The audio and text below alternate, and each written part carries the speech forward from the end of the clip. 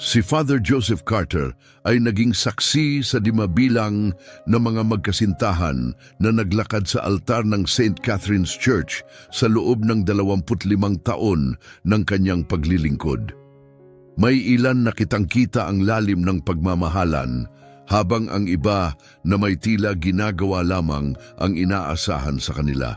Ngunit sa unang pagkikita pa lamang niya kina Alejandro at Paula, may naramdaman na siyang kakaiba, isang bagay na kapansin-pansin. Si Alejandro Suarez, isang kilalang mukha sa komunidad, ay may-ari ng 3 hardware store sa lugar. Sa loob ng maraming taon, palagi siyang dumadalo sa Sunday Mass, laging nauupo sa parehong pwesto sa ikatlong hanay ng upuan, at palaging nag-aabuloy ng 20 dolyar sa basket. Samantalang si Paula Rios ay bagong miyembro lamang ng simbahan. 6 na buwan pa lang siya sa bayan matapos tanggapin ang posisyong nurse sa Memorial Hospital. Napakabagay nila. Laging komento ni Ginong Aquino, ang sekretarya ng simbahan, tuwing dumadalo sina Alejandro at Paula sa kanilang mga appointment para sa kasal. Ganoon din ang nararamdaman ni Father Joseph. Si Alejandro, matangkad at mahinahon na may mapupungay na asul na mata, ay tila perpektong kapareha ni Paula na may maliit na pangangatawan at ngiting nagpapainit sa sino mang kasama niya. 3 buwan na ang nakalipas nang lumapit ang magkasintahan kay Father Joseph, magkahawak kamay at nagtanong kung maaari ba siyang maging tagapagkasal. Gusto namin ng tradisyonal na kasal, sabi ni Alejandro habang marahang pinisil ang kamay ni Paula. Isang bagay na makahulugan at puspos ng kabanalan. Tumango si Paula, kumikislap ang mga mata. Oo, isang bagay na tunay na hindi malilimutan. Napansin ni Father Joseph ang bahagyang accent sa pananalita ni Paula. Nasabi na rin nito noon na lumaki siya sa isang maliit na bayan malapit sa Shanghai bago lumipat sa Estados Unidos. 10 taon na ang nakalilipas upang mag-aral ng nursing. Bagaman mahusay ang kanyang Ingles, paminsan-minsay nahihirapan pa rin siya sa ilang terminolohiyang panrelihiyon sa kanilang counseling sessions. Pinag-aaralan ko pa ang Katolisismo, aniya, na may mahiyain ngunit matapat ng ngiti. Hindi relihiyoso ang pamilya ko, pero gusto kong maging bahagi ng pananampalataya ni Alejandro. Naantig si Father Joseph sa kanyang sinseridad.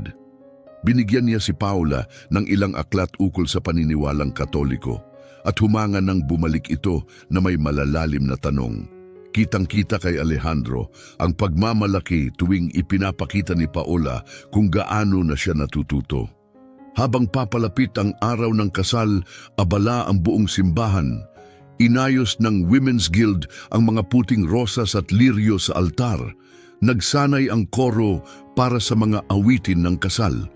Tinapos ni Ginong Aquino ang mga printed programs na may listahan ng entourage. Ang kapatid ni Alejandro bilang best man, ang pinsan ni Paula bilang maid of honor at 4 na kaibigan bilang mga abay. Lahat ay maayos na, sabi ni Father Joseph sa magkasintahan sa kanilang huling pagkikita 1 linggo bago ang kasal. Ngunit kinagabihan ding iyon may hindi inaasahang nangyari. Habang isinasara ang mga pinto ng simbahan, napansin ni Father Joseph ang isang babaeng tila nagtatago sa anino malapit sa estatwa ni Maria. Akala niya si Paula iyon na bumalik upang kunin ang ilang papel. Ngunit nang lumapit siya, nakita niyang mas matanda ang babae, marahil nasa 50 taong gulang. May maitutulong ba ako? Tanong ni Father Joseph. Napalingon ang babae. Pasensya na po, Father, nagdasal lang po ako. May accent din ang kanyang boses na kahawig ni Paula. Bukas naman palagi ang simbahan para sa panalangin, wika ni Father Joseph ng may kabaitan. Ngunit gabi na. Tumango ang babae at lumakad paalis, ngunit bago tuluyang makarating sa pintuan, lumingon ito. Kayo po ba ang magpapakasal kina Suarez at Rios sa susunod na linggo? Tanong niya. Nabigla si Father Joseph. Oo, ako nga. Kilala niyo ba sila? Narinig ko lang tungkol sa kanila. Sagot niya ng may pag-iingat. Siguradong magiging di malilimutang okasyon iyan. May kung anong damdamin sa kanyang tinig. Hindi mawari ni Father Joseph kung ito'y lungkot o babala. Bago pa siya makapagtanong pa, umalis na ang babae. Sumara ang mabigat na pintuang kahoy, kasabay ng malalim at umuugong na tunog. Gabing iyon, nahirapan si Father Joseph makatulog. Paulit-ulit sa isip niya ang sinabi ng babae. May kakaiba sa kanyang mga mata, kalungkutan ba o isang tahimik na babala? Pinilit niyang iwaksi ito, iniisip na baka nagiging sobrang mapag-isip siya. Ang mga kasal ay talaga namang nakapagpapalabas ng sari-saring emosyon. Hindi niya alam na ang saglit na pagkikitang iyon ay magiging simula ng pinakakakaibang kasal na kanyang sasalihan.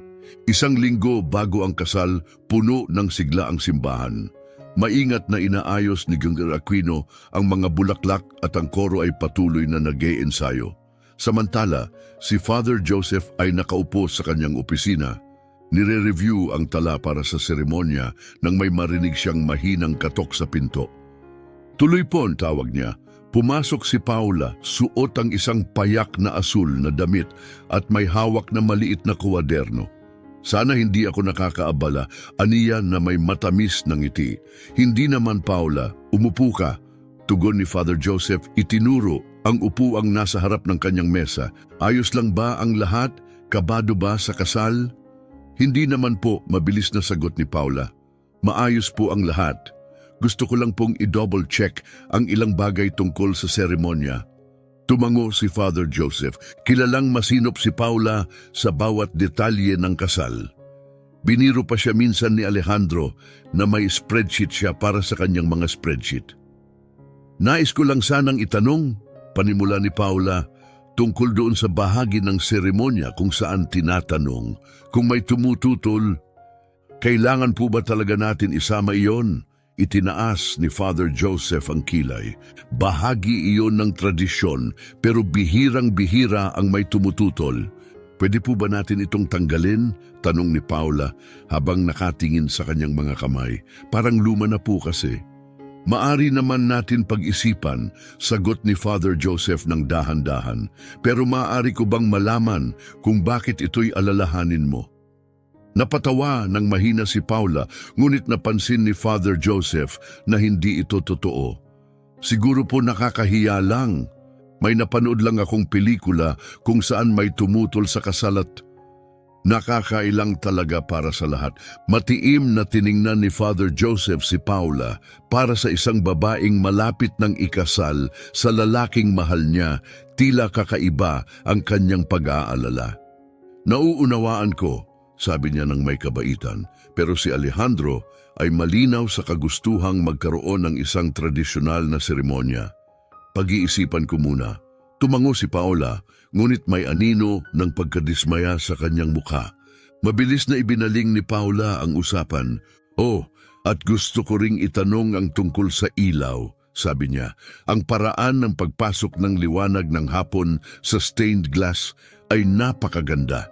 Gusto ko talaga iyong makuha sa mga litrato ng kasal. Nag-usap pa sila ni Father Joseph tungkol sa ilang maliliit na detalye bago tuluyang nagpaalam si Paula. Pinanood siya ni Father Joseph habang papalayo at napansin kung paanong huminto ito sa harap ng mga estatwa ng mga santo, lalo na kay Saint Catherine, ang patron ng simbahan. Kinahapunan, nagulat si Father Joseph nang si Alejandro lamang ang dumating para sa kanilang huling nakatakdang pagpupulong bago ang kasal. Hindi nakasama si Paula? Tanong niya. May shift siya sa ospital na hindi niya matanggihan, sagot ni Alejandro. Humihingi siya ng paumanhin. Walang problema, sagot ni Father Joseph ng may kabaitan. Dumaan nga siya kanina para linawin ang ilang bahagi ng seremonya. Talaga? Tinaas ni Alejandro ang kilay. Akala ko naka-duty siya buong araw. May bahagyang pag-aalala na dumaan sa isip ni Father Joseph. Tinanong niya kung maaaring tanggalin yung bahagi ng seremonya kung saan nagtatanong ako kung may tumututol sa kasal. Napakunot noo si Alejandro. Kakaiba naman yon. Siya pa nga ang nagpumilit na maging tradisyonal ang lahat. Siya rin ang humiling na gamitin ang Bibliang pangkasal ng lola ko sa pagbasa ng banal na kasulatan. Baka kinakabahan lang siya, mungkahi ni Father Joseph. Maraming emosyon ang naibubulalas sa kasalan. Siguro nga, sagot ni Alejandro, sabay baling ng balikat, ngunit halatang hindi pa rin mapakali. May nasabi pa ba siya na medyo kakaiba? Nag-alinlangan si Father Joseph. Wala naman, sagot niya, at sandaling natigilan. Bagaman, nung mga session namin, may mga pagkakataong parang hindi siya komportable kapag pinag-uusapan ng mga tradisyong Katoliko. Tumango si Alejandro. Sinabi niya sa akin na hindi relihiyoso ang pamilya nila pero nagsisikap siyang matuto. Bumili pa nga siya ng mga libro tungkol sa Katolisismo. Napakaganda niyan, sabi ni Father Joseph, sabay ngiti. Pagkaalis ni Alejandro, nag-ikot si Father Joseph sa simbahan upang tiyakin na maayos na ang lahat para sa weekend. Sa pagdaan niya sa kumpisalan, napansin niyang may isang babaeng Asyano na nakaluhod sa altar. Hindi niya ito nakilala. Pasensya na po, malumanay niyang sabi. May maitutulong ba ako? Mabilis na lumingon ang babae, halatang nagulat. Patawad po, Father, nagdarasal lang po ako. Malaya kang manalangin dito anumang oras, sagot ni Father Joseph ng may init. Narito ka ba para sa kasal ngayong weekend? Nagbago ang ekspresyon ng babae, naging hindi mabasa. Ang kasal nina Rios at Suarez? Oo, baka dumalo ako. Kaibigan ka ba ng bride o ng groom? Nag-atubili siya. Matagal ko nang kilala si Paula. Bago pa makapagtanong si Father Joseph ng iba pa, mabilis nang lumakad paalis ang babae. Ngunit bago pa siya tuluyang makalabas, lumingon siya. Father, mahina niyang sabi, minsan ang mga tao ay hindi sila ang sinasabi nilang sila. At umalis na siya, sumara ang mabigat na pinto kasabay ng isang mabagal ngunit matinis na ugong. Naiwan si Father Joseph na may lumalalim na pagkabahala sa kasalang darating.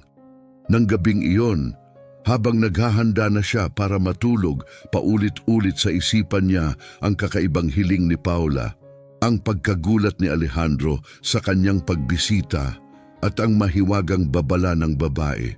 Sinubukan niyang kalimutan ngunit hindi siya makatulog. Bisperas ng kasal, patuloy pa rin siyang hindi dalawin ng antok.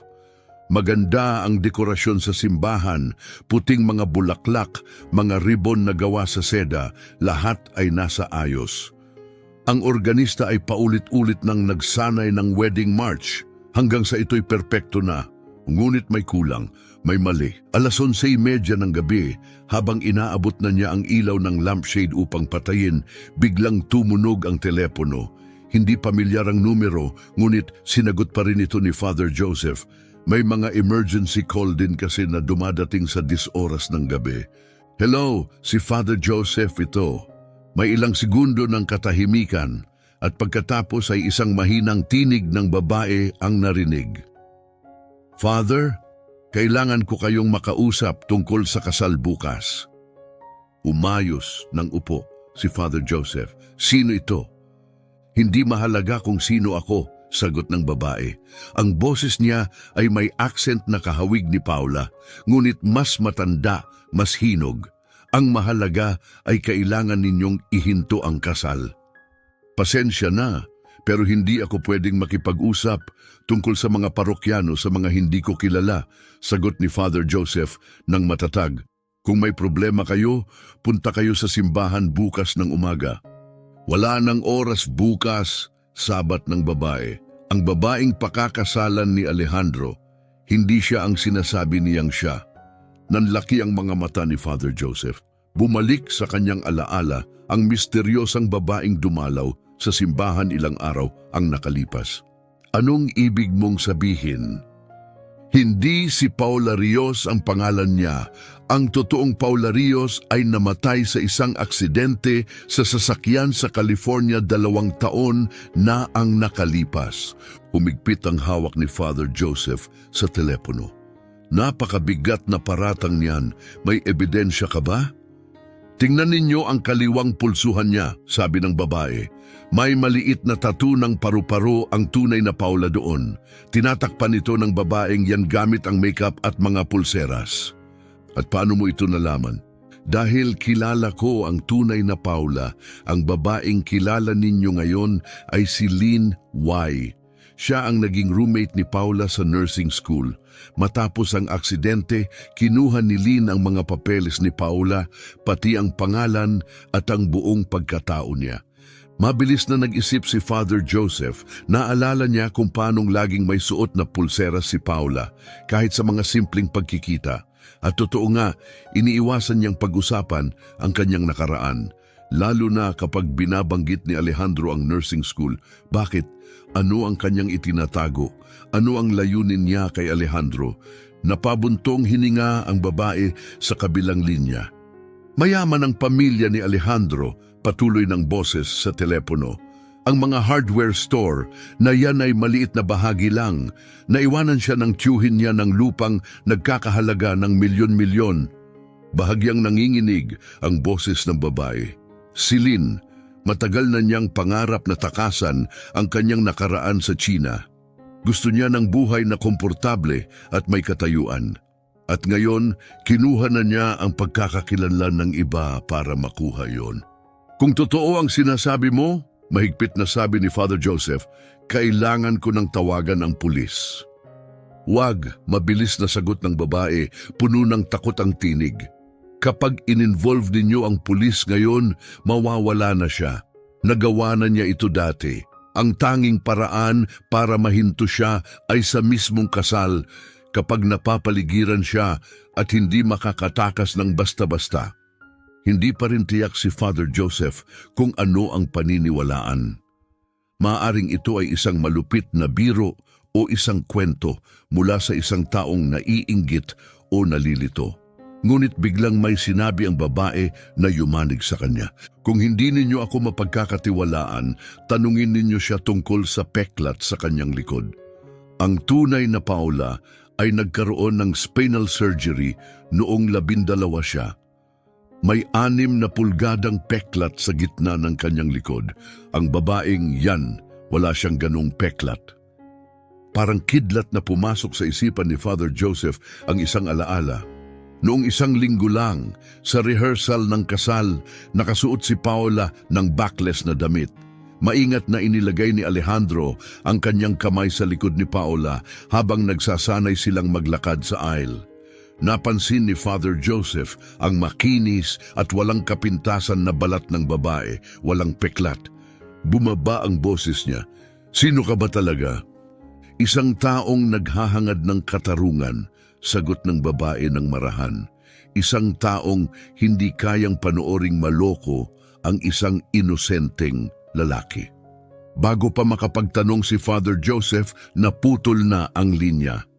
Napatitig si Father Joseph sa telepono, hindi makagalaw.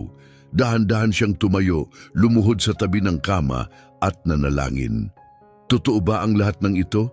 Isa bang peke si Paula? O isa lang itong malupit na paraan para sirain ang araw ng kasal?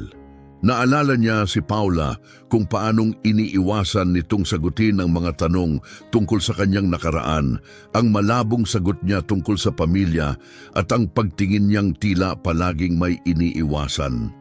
Sa unang pagkakataon sa kanyang buhay bilang pari, seryosong naisip ni Father Joseph kung dapat pa niyang ituloy ang kasalang ito. Ngunit hindi sapat ang isang tawag sa telepono, kailangan niya ng tunay na ebidensya. Pagsapit ng umaga, napagdesisyonan ni Father Joseph. Hindi muna siya tatawag ng pulis. Hindi rin niya babalaan si Alejandro. Ngunit magiging mapagmatsyag siya sa mismong seremonya. Hahanapin niya ang tattoo ng paru-paro sa pulsuhan ni Paula. Ano man ang mangyari, isang bagay ang malinaw, hindi ito magiging isang karaniwang kasal. Dumating ang araw ng kasal na may bughaw na langit at malambot na ginintuang liwanag. Buhay na buhay ang St. Catherine's Church sa kilos at kasabikan. Ang mga flower girl ay nagsasanay ng kanilang lakad, nagtatapon ng kunwaring petals habang humahagikik. Ang best man ay paulit-ulit na chinecheck ang mga singsing sa kanyang bulsa.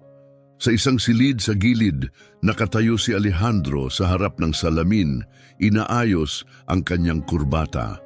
Kumatok si Father Joseph ng marahan sa pinto. "Pwede ba akong pumasok?" "Father, oo naman," sabi ni Alejandro, sabay harap na may malapad ng ngiti. "Kumusta po itsura ko?" "Napakagwapo," sagot ni Father Joseph. Napansin niya ang bahagyang panginginig ng mga kamay ni Alejandro. "Kabado ka ba?" "Kaunti," amin ni Alejandro, "pero higit sa lahat excited.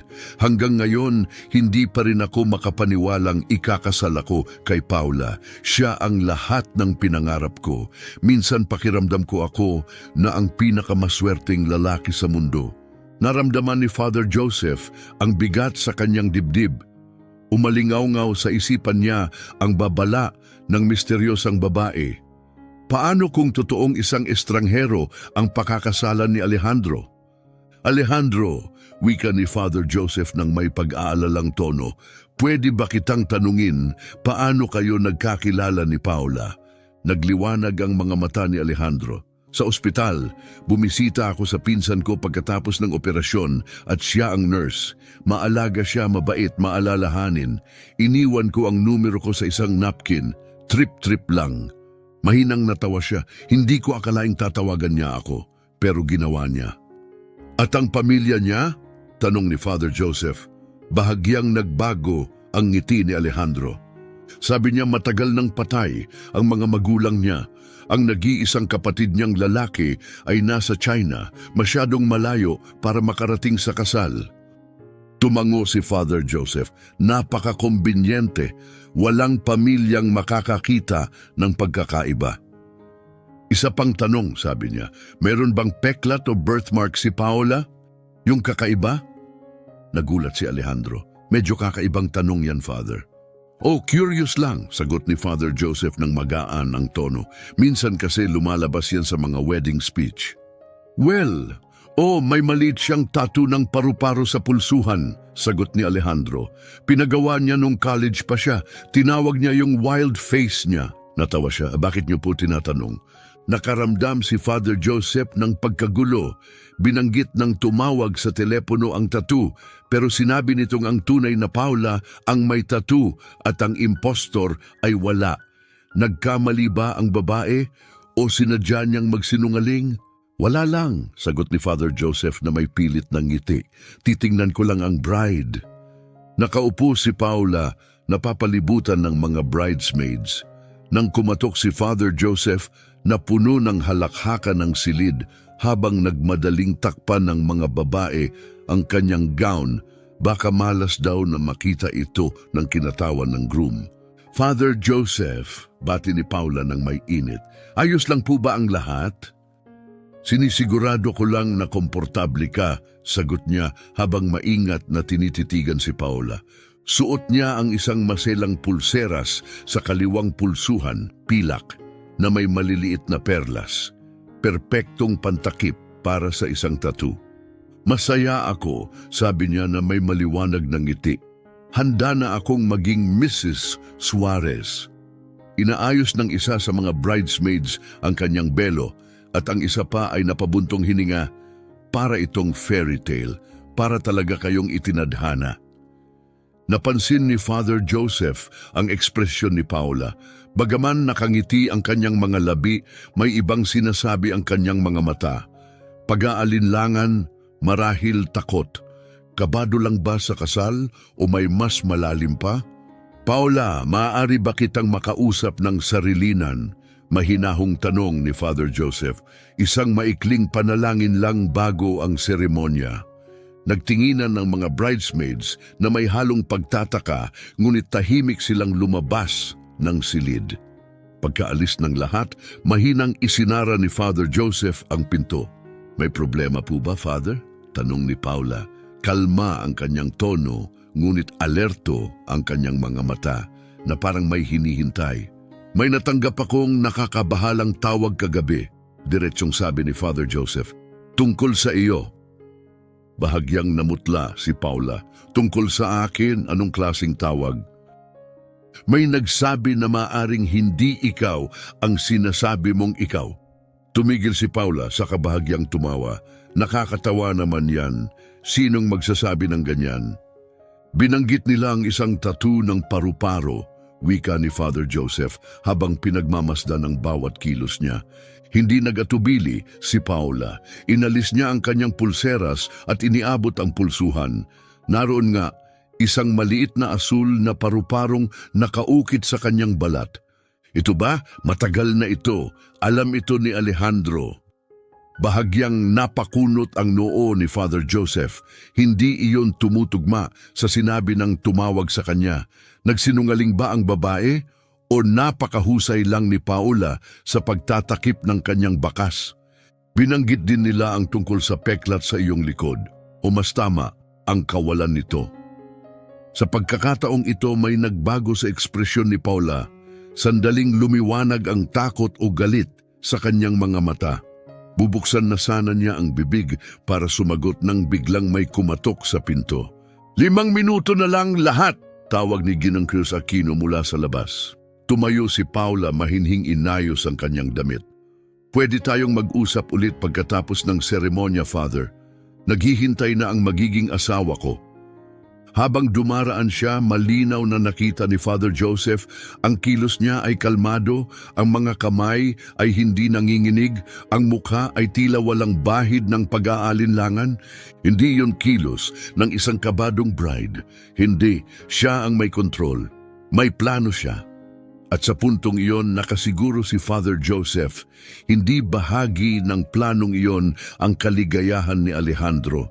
Sa saliw ng mahinahong tugtog ng Canon in D, tumayo ang mga panauhin habang naglalakad sa aisle ang mga bridesmaids, suot ang mapuputing asul na bestida at may hawak na buke ng puting rosas. Sa harap ng altar, nakatayo si Alejandro, ang mukha ay punong-puno ng kasiyahan. Para siyang lalaking nasa bingit ng katuparan ng kanyang pangarap. At dumating na ang sandali.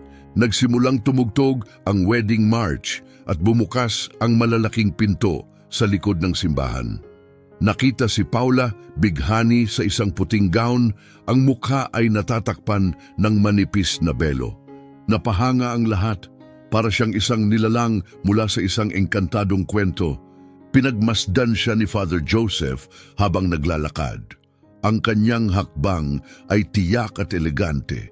Tila ba ilang beses niya nang ininsayo ang tagpong ito. Hindi lang siya handa, siya ay praktisado. Sa altar, hinawakan siya ni Alejandro sa kamay at may bahid ng emosyon ang kanyang tinig. "Ang ganda mo!" Ngumiti si Paula. "Ganun ka rin." Sinimulan na ni Father Joseph ang seremonya, ngunit ang isip niya ay ligalig. Totoo ang tattoo, ngunit wala ang peklat. May hindi tugma at hindi niya kayang baliwalain ang pakiramdam na may matinding mali. "Mahal na mga kapatid," panimula niya, "tayo ay nagtipon ngayon sa harap ng Diyos at ng kongregasyong ito upang saksihan ang pag-iisang dibdib ng lalaking ito at ng babaeng ito sa banal na sakramento ng kasal." Habang nagpapatuloy siya, napansin niyang laging sumusulyap si Paula patalikod para bang may hinihintay siya. Nagpatuloy ang seremonya, may mga panalangin, may mga pagbasa. Binasa ng kaibigan ni Alejandro ang sikat na talata mula sa Korinto. Ang pag-ibig ay matiyaga, ang pag-ibig ay mabait. Sinundan ito ng sinasabing pinsan ni Paula na nagbahagi ng tulang, nagsasalaysay ng dalawang buhay na nagiging isa. At dumating ang sandaling maaaring bumaligtad sa lahat.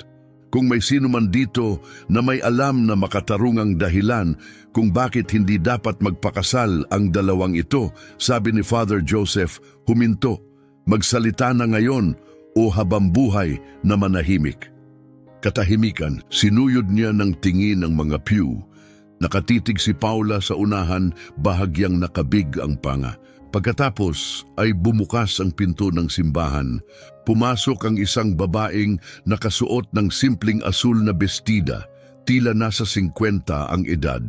Asyano, katulad ni Paula.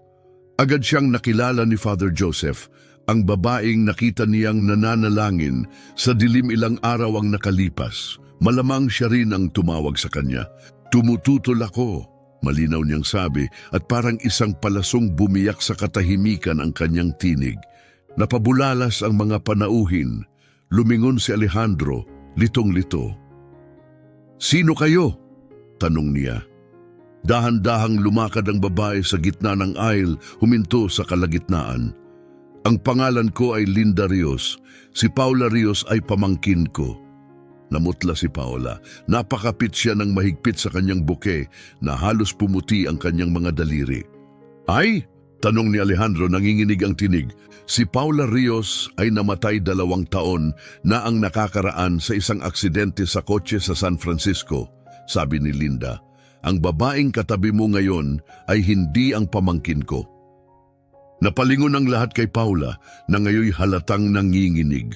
"Kalokohan ito," maring sabi ni Paula. "Hindi ko kilala ang babaeng yan. Nagkakamali siya o baka siya ang nagsisinungaling." "Ipakita mo ang balikat mo," mariing singit ni Linda, ngunit payapa ang tinig. "Ang tunay na Paula ay may birthmark," maring sabi ni Linda. "Isang hugis, gasuklay na buwan sa kaliwang balikat. Lahat ng babaeng Rios sa pamilya namin meron nun." Lumapit si Father Joseph. "Baka mas mainam kung pag-usapan ito ng pribado." "Hindi," tugon ni Alejandro, mariin ang tinig. "Gusto kong marinig ang totoo, dito mismo, ngayon din." Humarap siya kay Paula na nilisik ang mga mata. "Totoo ba? Hindi ikaw ang sinasabi mong ikaw?" Pinagmasdan ni Paula ang paligid, ang gulat sa mga mukha ng mga bisita, ang matigas na titig ni Linda at ang pagkawasak na nakaukit sa mukha ni Alejandro. Naglalaro ang kanyang mga mata, tila nagkukwenta, naghahanap ng daan palabas. At bigla binagsak niya ang kanyang buket at tumakbo. Napasinghap ang buong simbahan. Halos kalahating aisle pa lang ang naabot niya nang biglang humarang ang guwardiya na inalerto na ni Gineng Aquino. Tinangka niyang umiwas, ngunit nahawakan siya nito sa braso. "Bitawan mo ako," sigaw niya habang nagpupumiglas. "Tawagan ang pulis," utos ni Father Joseph. Ang tinig niya'y dumagundong sa gitna ng kaguluhan. Nanatiling nakatayo si Alejandro sa altar, hindi makagalaw. Pinanood niyang walang magawa ang babaeng balak niyang pakasalan habang pinipigilan ito. Masakit para kay Father Joseph ang pagkabigla, ang panlilinlang, ang unti-unting pagtuklas na pawang kasinungalingan ng lahat. Tumigil sa pagpupumiglas si Paula o si Lynn. Tumingin siya kay Alejandro, hindi namamalimos ng awa, hindi natatakot. Kalma, tuso. "Hindi niyo naiintindihan," aniya malinaw ang tinig sa katahimikan ng simbahan. "Wala ni isa sa inyo ang may alam sa pinagdaanan ko." Walang umimik, nakatigil ang lahat, nakabitin sa kanyang mga salita, walang nakakatiyak kung ano ang susunod. Ngunit si Father Joseph ay sigurado, nagsisimula pa lamang ang tunay na paglalantad. Lumipas ang 1 oras na puno ng pagkalito at tensyon. Dumating agad ang mga pulis. Ang mga sirena'y gumambala sa malumanay na musikang nagpapatugtog pa rin sa background. Pinakiusapan ng mga bisita na manatili habang kinokolekta ang mga salaysay ni Linda, Father Joseph at isang wasak na Alejandro. Si Paula o kung sino man talaga siya ay tahimik na nakaupo sa maliit na opisina sa likod ng simbahan, ngayon ay bantay sarado. Ang kanyang magarang damit pangkasal na minsang sumisimbolo ng ligaya, ngayon ay tila anino na lamang ng isang gumuho at peking pangarap. "Gusto ko siyang kausapin," wakas na sabi ni Alejandro. Malamig ang tinig. Pinatong ng kanyang best man ang kamay sa kanyang balikat. "Sigurado ka ba?" mahinahong tanong ni Father Joseph. "Kailangan ko ng sagot sa kanya mismo." Tumango si Officer Martinez, ang lead detective. 5 minuto, sasamahan kita sa loob. Sa loob ng opisina, nakaupo ang babaeng muntik na niyang pakasalan. Tuwid ang likod, tahimik, hindi gumagalaw. May bahid ng luha sa makeup niya, pero may ningning pa rin sa kanyang mga mata. Hindi siya wasak, siya'y nabunyag. Sino ka ba talaga? Tanong ni Alejandro, mabigat ang boses. Tumingin siya at sinalubong ang kanyang tingin. Ang pangalan ko ay Lin Wei. At si Paula, ang tunay na Paula, may kumislap sa kanyang muka, pagsisisi o baka kalkulasyon lang. Roommate ko siya sa nursing school. Magkaibigan kami. Sabi ni Linda, namatay siya sa aksidente. Tumango si Lin, mabagal. 2 taon na, pauwi siya mula sa night shift. Umuulan, nawalan siya ng kontrol sa sasakyan. At ikaw, naputol ang boses ni Alejandro, puno ng sakit. Basta mo na lang kinuha ang buhay niya? Tumingin si Lin sa kanyang mga kamay. Nagniningning pa rin sa daliri niya ang engagement ring. Si Paula, meron ng lahat ng pinangarap ko. Trabaho sa Amerika, malinis na record, walang komplikadong pamilya. Nang mamatay siya, parang bumukas ang pinto at pumasok ako. Kaya lahat ng ito, wala ni isa ang totoo, bulong ni Alejandro. Pawang kasinungalingan, bawat sandali. Lumambot ang boses ni Lin. Hindi lahat. Hindi ko planong mahalin ka, pero minahal kita hanggang ngayon. Lumapit si Officer Martinez. Ano ba talaga ang plano, Miss Wei? Sandaling tumahimik si Lin, saka napabuntong hininga. Kasal, citizenship, katatagan, seguridad sa buhay. Tumitig siya kay Alejandro. Mayaman ang pamilya mo, ako lumaki sa wala. Pero bakit dito? Tanong ni Father Joseph mula sa pintuan. Marami namang mayayaman sa Amerika. Bakit dito? Bakit si Alejandro? Hindi aksidente ito, pag-amin ni Lin. Matapos mamatay si Paula, nakita ko ang diary niya. Isinulat niya roon ang lahat tungkol sa bayan na ito. Isang alaala ng binatang gusto niya noong high school. Bumaling siya kay Alejandro. Hindi mo siguro ako naalala. Ako, yung tahimik na exchange student, laging nasa likod mo sa English class isang semestre. Pero si Paula, naalala ka. Sinundan ka online. Sinubaybayan ang buhay mo. Mula sa pagtataka, unti-unting napalitan ng hilakbot ang ekspresyon ni Alejandro. Ginamit mo ang mga salita niya, ang mga alaala niya. Kailangan ko ng istoryang totoo, sagot ni Lin. Isang kwentong hindi mabubunyag agad kapag siniyasat.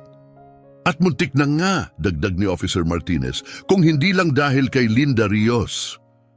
Tumigas ang mukha ni Lin. Hindi ko alam na may tiyahin si Paula.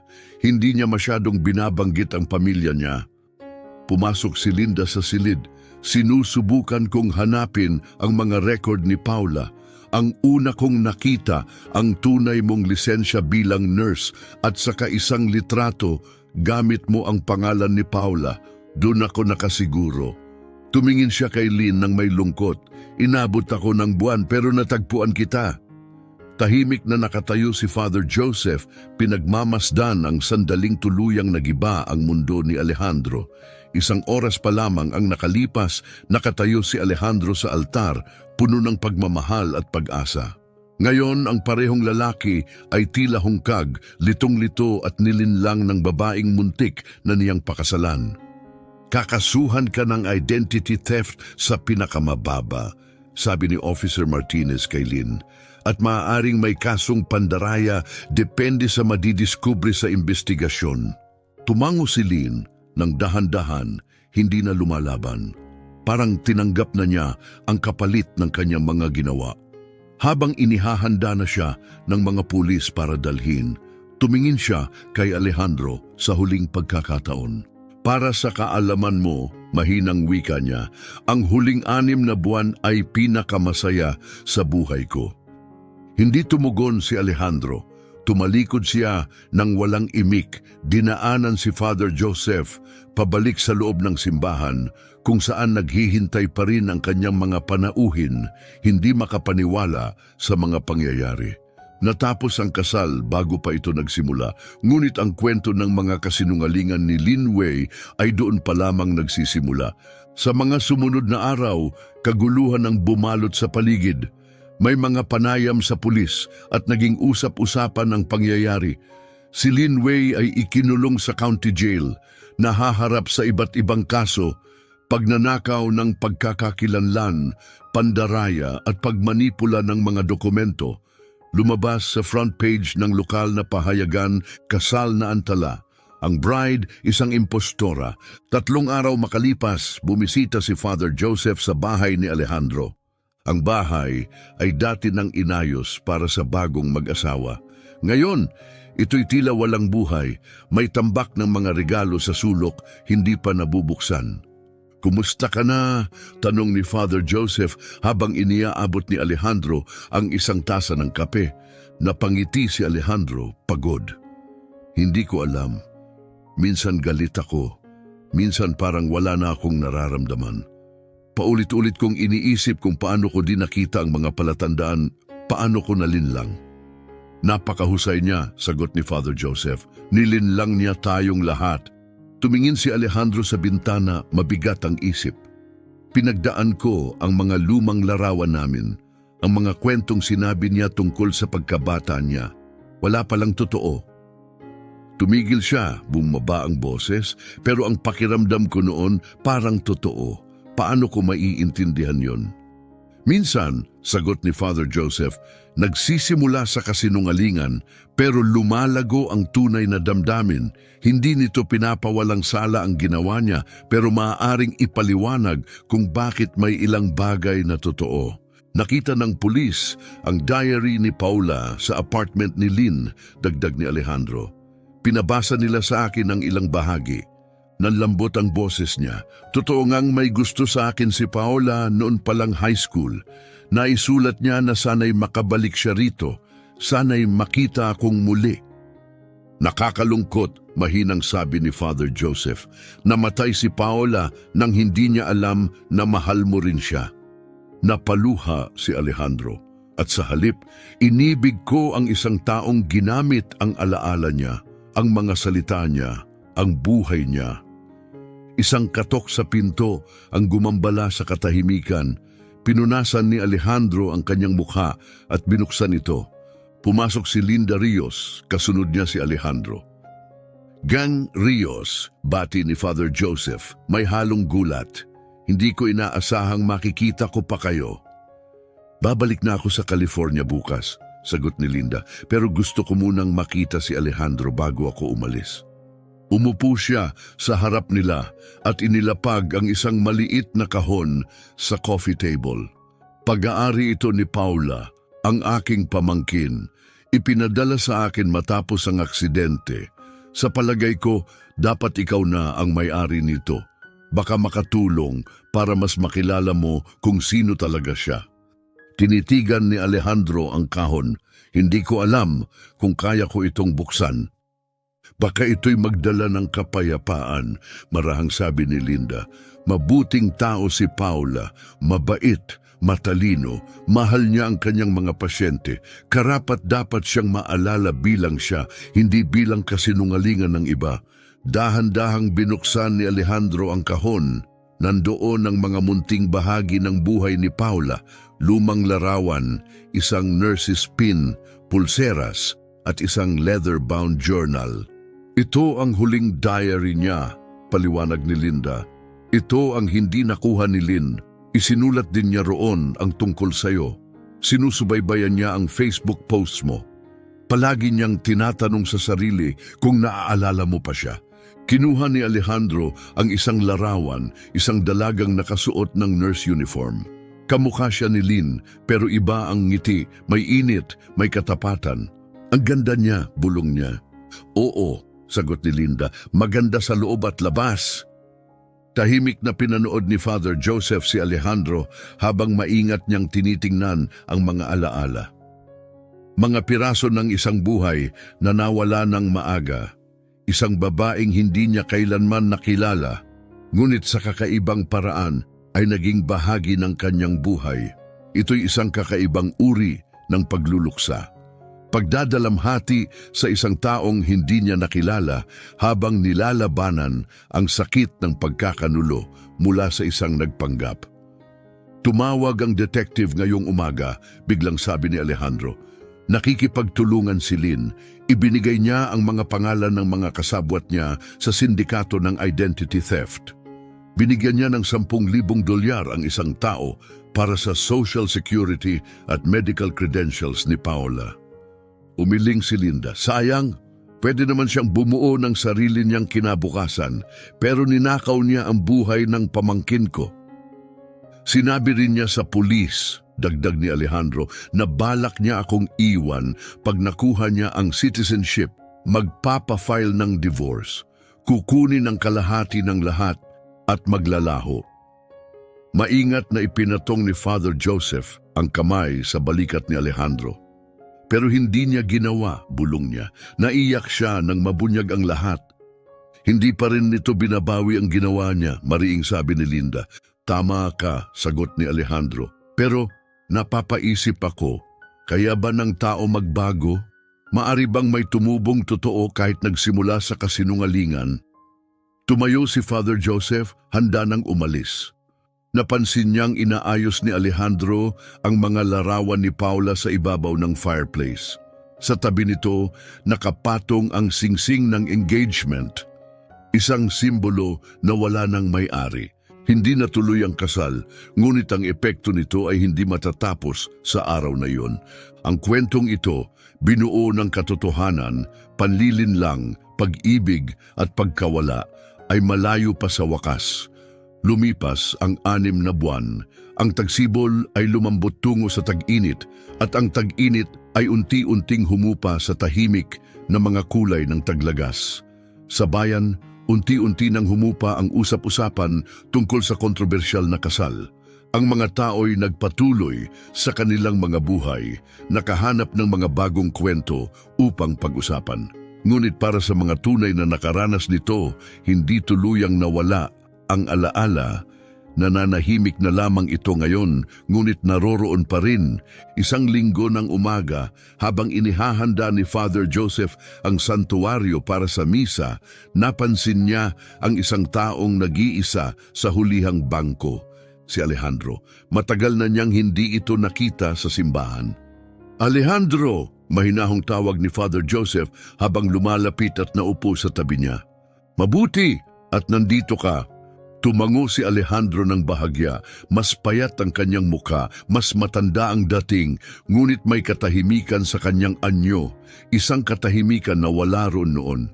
Kailangan ko lang ng oras, aniya, oras na malayo sa lahat. Lubos kong nauunawaan, sagot ni Father Joseph. Kumusta ka na ngayon? Mas mabuti sa palagay ko, tugon ni Alejandro. May mga malalaking pagbabagong nangyari, isinara ko ang 2 sa aking mga tindahan, ibinenta ko ang lupang iniwan ng tiyuhin ko. Napataas ang kilay ni Father Joseph, malaking pagbabago yan. Napagtanto ko na hinahabol ko lang ang tagumpay, pero hindi ko na alam kung bakit, ani Alejandro na may mahinang ngiti. Kaya ginamit ko ang pera para magtatag ng scholarship sa community college, para sa mga nursing students, sa pangalan ni Paula, ang tunay na Paula. Lumitaw ang lambing sa mukha ni Father Joseph. Napakagandang pagkilala, siguradong naantig si Linda Rios. Oo, patuloy kaming nag-uusap, sagot ni Alejandro. Parang pamilya na rin siya ngayon sa isang kakaibang paraan. Pareho naming nawala ang isang mahal sa buhay kahit hindi ko talaga siya nakilala. Tahimik silang naupo, ang uri ng katahimikang puno ng pagkakaunawaan. Pagkaraan ng ilang sandali, bumulong si Alejandro. Nakita ko si Lynn kahapon. Nagulat si Father Joseph. Sa kulungan! Hindi, nakalabas na siya, tugon ni Alejandro. Nakipag-plea deal, tumestigo laban sa mas malalaking kasabwat sa sindikato ng identity theft.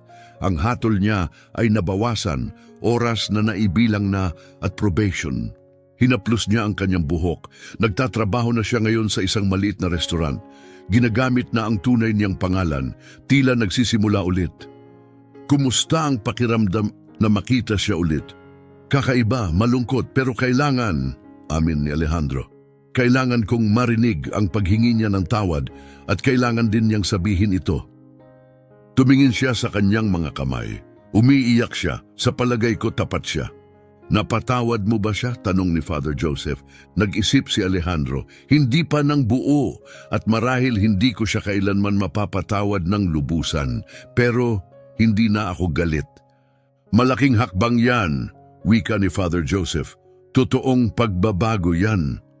May sinabi siya sa akin na hindi ko makalimutan, patuloy ni Alejandro. Habang nasa kulungan siya, nabasa niya ang lahat ng diary ni Paula. Hawak iyon ng pulis bilang ebidensya. Bumaba ang kanyang tinig. Sabi niya, matapos mabasa ang lahat, pakiramdam niya ay nakilala niya si Paula. Hindi lang bilang pangalan na hiniram, kundi bilang isang tunay na tao. Sabi niya, nire-respeto niya ito. Ang mga tao'y maaaring magbago, sabi ni Father Joseph, kung gugustuhin nila. Doon ako umaasa, tugon ni Alejandro. Nagbago na rin ako. Mas maingat na ako ngayon, pero pinipilit ko ring di isara ang puso ko, di mawala ang pag-asa. Saglit siyang tumigil. May nakilala akong bago, isa siyang guro sa high school. Dahan-dahan lang kami, talagang dahan-dahan. Ngumiti si Father Joseph. Maganda yan, karapat-dapat ka sa totoong kaligayahan. Tumayo silang dalawa at napatingin si Alejandro sa altar, sa lugar kung saan 6 na buwan ang nakalipas. Bumaligtad ang kanyang mundo. Alam mo, mahina niyang sabi, kung hindi mo napansin ang mga detalye, kung hindi nagsalita si Linda, baka nabubuhay ako ngayon sa isang kasinungalingan. Baka kasal na ako sa isang taong hindi naman talaga umiiral. Minsan, sagot ni Father Joseph, ang pinakamahapding mga sandali ang siyang nagtuturo sa atin sa tamang landas. Magboboluntaryo ako sa Memorial Hospital sa susunod na buwan, dagdag ni Alejandro. Sa parehong ward kung saan nagtrabaho si Paula.